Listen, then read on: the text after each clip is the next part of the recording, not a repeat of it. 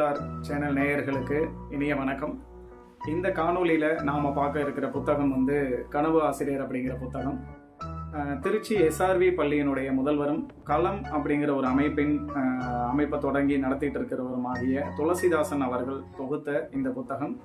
இந்த புத்தகத்தில் என்ன கருத்துக்கள் அடங்கியிருக்கு அப்படின்னு பார்க்கும் பொழுது, ஆசிரியருக்கு ஒரு கடிதம் அப்படிங்கிற ஒரு தலைப்பில் ஒவ்வொரு தமிழகத்தின் ஒரு 20 பிரபலங்கள் தங்களது ஆசிரியர்களை பற்றி எழுதி கொடுத்துருக்கக்கூடிய கடிதங்களின் தொகுப்பாக இந்த புத்தகம் அமைஞ்சிருக்கு. அப்படி இந்த 20 பிரபலங்கள் யார் யார், அவர்கள் ஆசிரியரை பற்றி என்ன கருத்துக்கள்லாம், அவங்களுக்கு விருப்பமான ஆசிரியர்கள் யார் அப்படிங்கிறத பற்றிலாம் என்ன சொல்லியிருக்கிறாங்க அப்படிங்கிறத பற்றி இந்த காணொலி மூலமாக நாம் பார்க்க இருக்கிறோம். முதல்ல நாம் பார்க்க போகிற அந்த பிரபலம் எழுத்தாளர் அசோகமித்ரன். 1996ஆம் ஆண்டு அப்பாவின் சிநேகிதர் அப்படிங்கிற புத்தகத்துக்காக சாகித்ய அகாடமி விருது பெற்ற இந்த அசோகமித்ரன் அவர்கள் ஆசிரியரை பற்றி என்ன சொல்ல வர்றார் அப்படின்னா, இந்த உலகம் ஆசிரியர்களை பழிக்கிறது என எண்ணக்கூடாது அப்படின்னு நினச்சிக்காதீங்க அப்படிங்கிறாரு. அதாவது எப்படி வேறு துறைகளெல்லாம் மனிதர்கள் வேறுபடுவது போல பள்ளி ஆசிரியர்களும் பலதரப்பட்டவர்கள் தான், அவர்களையும் நிறைய வேறுபாடுகள் இருக்கும்.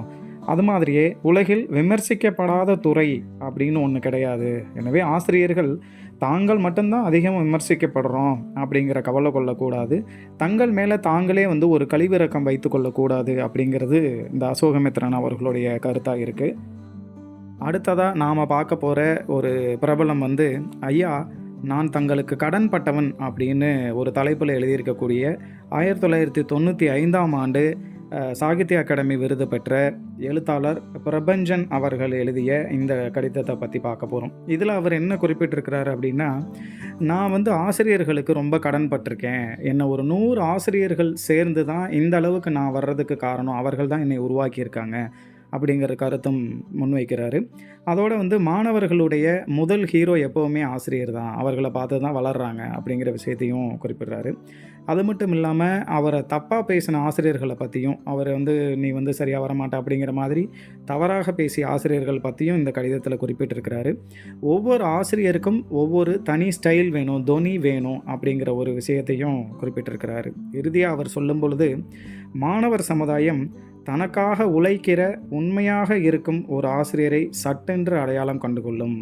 அடையாளம் கண்டுக்கிறதோடு மட்டுமல்லாமல் அவருக்கு உண்டான தேவையான மரியாதையையும் கண்டிப்பாக கொடுக்கும் அப்படிங்கிற ஒரு கருத்தையும் சொல்லி இந்த கடிதத்தை அவர் முடிக்கிறாரு.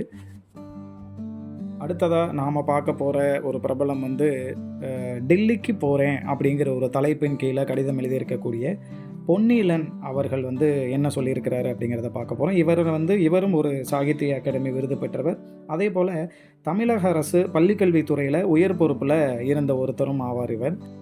இவர் பள்ளிக்கல்வித்துறையில் ஒரு அலுவலராக இருக்கும்போது, அதிகாரியாக இருக்கும் பொழுது இவர் ஒரு பள்ளிக்கு விசிட் போகிற ஒரு நிகழ்வை நமக்கு விளக்கி சொல்லியிருக்கிறாரு. அதாவது ஒரு பள்ளிக்கு விசிட் போகும்போது அந்த பள்ளியில் எல்லா வகுப்பறைகளும் சார்ட்டு, அட்டை, அது இதுன்னு வச்சு நிறைய டிசைன் பண்ணி வச்சுருந்துருக்காங்க. ஆனால் அந்த வகுப்புகள்லாம் பார்க்கும் பொழுது அங்கே கற்பித்தல் சரியாக நடைபெறலை அப்படிங்கிற ஒரு கருத்தையும் இவர் சொல்ல வராரு. அதே சமயத்தில் அந்த பள்ளியில் ஒரு பரிதாபமான ஒரு வகுப்பறை இருக்குது. ஒரு மூலையில், ஏதோ ஒரு மூலையில் கதவெல்லாம் உடஞ்சி போய் அந்த மாதிரி வகுப்பறை இருக்குது. அங்கே இவர் போகும்போது அந்த தலைமை ஆசிரியர் இல்லை வேணாம், இந்த வகுப்பறைக்கு நீங்கள் போகாதீங்க, அது வகுப்பறை நல்லா இல்லை அப்படிங்கிற மாதிரிலாம் எவ்வளவோ தடுத்து பார்க்குறாரு. ஆனால் இவர் அந்த வகுப்பறைக்கு நான் கண்டிப்பாக போவேன் அப்படின்னு சொல்லிட்டு போய் பார்க்கும்போது அங்கே இந்த சார்ட்டு, இந்த மாதிரி விஷயங்கள்லாம் எதுவும் அலங்கரிக்கப்படலை. ஆனால் அங்கே கற்பித்தலும் சூப்பராக அங்கே நடந்துகிட்ருக்கு. என்ன ஆயிடுச்சுன்னா, நம்ம நீங்கள் ஒரு தமிழ் சினிமாவில் ஜோதிகா அவர்கள் தலைமை ஆசிரியராக இருக்கக்கூடிய ஒரு படத்தை பார்த்துருப்போம். அந்த படத்தில் டெல்லிக்கு போகிறேன் அப்படின்னு சொல்லும்போது ரயிலில் எப்படி போகணும் அப்படிங்கிறதெல்லாம் விளக்கி சொல்லியிருப்பாங்க இல்லையா? அந்த காட்சி உண்மையாகவே நடந்த இடம் இந்த பொன்னீலன் அவர்கள் விசிட் செஞ்ச ஸ்கூலில் நடந்திருக்கு. அதை தான் என்ன சொல்ல வர்றாரு அப்படின்னா, எல்லா வசதியும் இருந்தும் நல்ல கற்பித்தல் நடக்காத பள்ளிகளும் உண்டு, வசதிகள் இல்லாத இடத்துல கூட சிறந்த கற்றலை கற்பித்தலை நடத்தக்கூடிய பள்ளிகளும் உண்டு அப்படிங்கிற சொல்கிறாரு.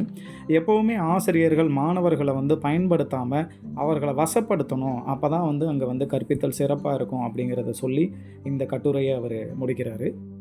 அடுத்ததாக கடவுள் பதவிகள் காலியாய் கிடப்பது எதனால் அப்படிங்கிற ஒரு தலைப்பில் பாலகிருஷ்ணன் IAS அவர்கள், அதாவது சிந்து சமவெளிக்கும் தமிழர் பண்பாட்டிற்கும் உள்ள தொடர்பை பற்றி தொடர்ந்து ஆராய்ச்சி பண்ணி அதை பற்றின கருத்துக்களை முன்வைத்துட்டு இருக்கக்கூடியவர். இவர் சொல்கிற விஷயம் என்ன அப்படின்னா, கற்பித்தல் அப்படிங்கிறது வந்து ஒரு இருவழிச்சாலை. இதில் வந்து ஆசிரியர்களுக்கும் மாணவர்களுக்கும் இடையே புரிந்துணர்வு இல்லாமல் இந்த சாலை வந்து இயங்காது அப்படிங்கிற ஒரு கருத்தை ரொம்ப ஆணித்தரமாக வெளிப்படுத்துகிறாரு. தொடர்ந்து மாணவர்களை பற்றி எழுதி வரக்கூடிய மாடசாமி அப்படிங்கிறவர் வந்து என்ன சொல்லியிருக்கிறார் அப்படின்னா, வகுப்பறைக்குள்ளே எப்போவுமே செயற்கை பேச்சுகள்லாம் இருக்கக்கூடாது, அது விளக்கிடணும். வெகு இயற்கையாக உரிமை கலந்த உரையாடல் வந்து ஒவ்வொரு வகுப்பறைக்குள்ளேயும் நடக்கணும் அப்படிங்கிற ஒரு கருத்தையும் சொல்கிறாரு. அதோட இந்த மாணவர்களை அசையாமல் வச்சு பாடம் எடுக்கிற அந்த வகுப்பறைகளை வந்து நான் கடுமையாக எதிர்க்கிறேன் அப்படிங்கிற ஒரு கருத்தையும் முன்வைக்கிறாரு.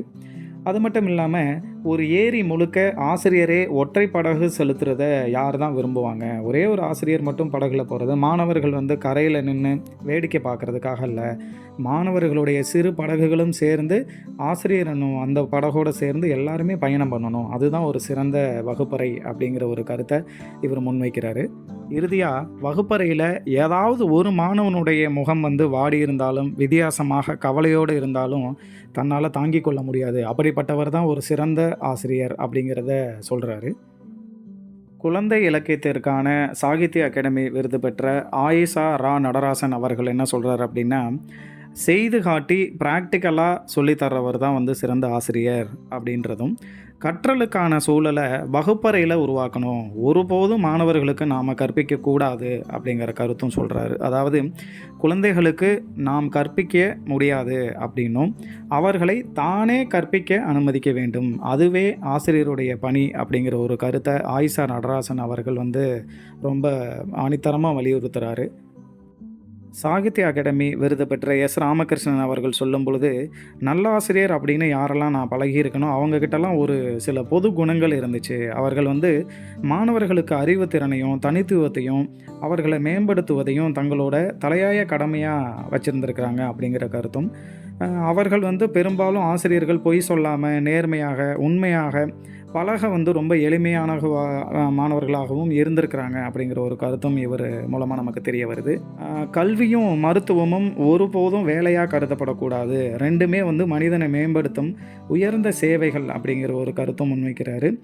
ஒவ்வொரு ஆசிரியருக்கும் தனித்துவம் அவசியம், ரொம்ப பொறுமையானவங்களாக இருக்கணும், அவர்களுடைய கற்பனை திறன் ரொம்ப முக்கியம், வகுப்பறை வந்து இருவழிச்சாலை போல் இருக்கணும் அப்படிங்கிற ஒரு கருத்தும் இதன் மூலம் நமக்கு தெரிய வருது. ஒரு மாணவனை வந்து ஒரு சமூக மனிதனாக மாற்றும் பொறுப்புணர்வு வந்து சிறந்த ஆசிரியர்களுக்கு உள்ளது அப்படிங்கிற கருத்தும், நல்ல ஆசிரியர் வந்து எப்போவுமே வகுப்பறையை கலகலன்னு வச்சிருக்கிறாரு அப்படிங்கிற ஒரு கருத்தை இவர் வந்து ராமகிருஷ்ணன் அவர்கள் தன்னுடைய கனவு ஆசிரியராக சொல்கிறாரு. தமிழகத்தினுடைய முன்னாள் தலைமைச் செயலர் இறையன்பு அவர்கள் எழுதிய கடிதத்தில் முக்கியமாக சில விஷயங்களை குறிப்பிட்டிருக்கிறார். என்ன அப்படின்னா, கல்வி அப்படிங்கிறது ஒரு சென்று சேர வேண்டிய இலக்கு அல்ல, இலக்கு மட்டுமல்ல, அது ஒரு மகிழ்ச்சியாக செய்யக்கூடிய ஒரு பயணமும் கூட அப்படிங்கிற ஒரு கருத்தும், ஒரு லட்சிய ஆசிரியர் வந்து அவருடைய பணியை நேசிக்க வேணும், பாகுபாடு இல்லாமல் மாணவர்கள்கிட்ட கலந்துக்கணும் அப்படிங்கிறதையும் குறிப்பிடுறாரு. மாணவர்கள்கிட்ட அன்பையும் பாசத்தையும் பிரதிபலிக்கணும், கடுமையாக தேவையற்ற தண்டனைகளை தவிர்க்கணும், ஒவ்வொரு மாணவர்களுக்கு இன்னொரு மாணவரோடு சேர்ந்து ஒப்பிடக்கூடாது, அப்புறம் பாடத்திட்டத்தை தாண்டி மாணவர்களை வந்து அணுகுதல் செய்ய வேணும் அப்படிங்கிறதும், பாடத்தை வந்து இனிமை நிறைந்த ஒரு வந்து அனுபவமாக மாற்ற வேண்டும் அப்படிங்கிற ஒரு கருத்தும், மாணவர்களோடு ஆசிரியர்கள் கலந்து கொள்ள வேண்டும் அப்படிங்கிறதும், ஆசிரியர் இறுதி வரை மாணவராகவே இருக்க சம்மதிப்பதுமே ஒரு சிறந்த கனவு ஆசிரியருக்குரிய பண்புகள் அப்படின்னு சொல்லிட்டு இறையன்பு அவர்களுடைய கடிதத்தில் தெரிவிக்கப்பட்டிருக்குது. இது போல் இன்னும் நிறைய தகவல்கள் நம்ம சேனல் வழியாக நாம் தொடர்ந்து கொடுக்க இருக்கிறோம். அதுக்காக இந்த சேனலோட தொடர்ந்து இணைந்திருங்கள். இது வரைக்கும் சப்ஸ்கிரைப் பண்ணாதவங்க சப்ஸ்கிரைப் பண்ணிக்கோங்க, லைக் பண்ணுங்கள், உங்கள் நண்பர்களோடு ஷேர் பண்ணுங்கள். நல்ல விஷயத்தை எப்போதும் பகிர்வோம். நன்றி.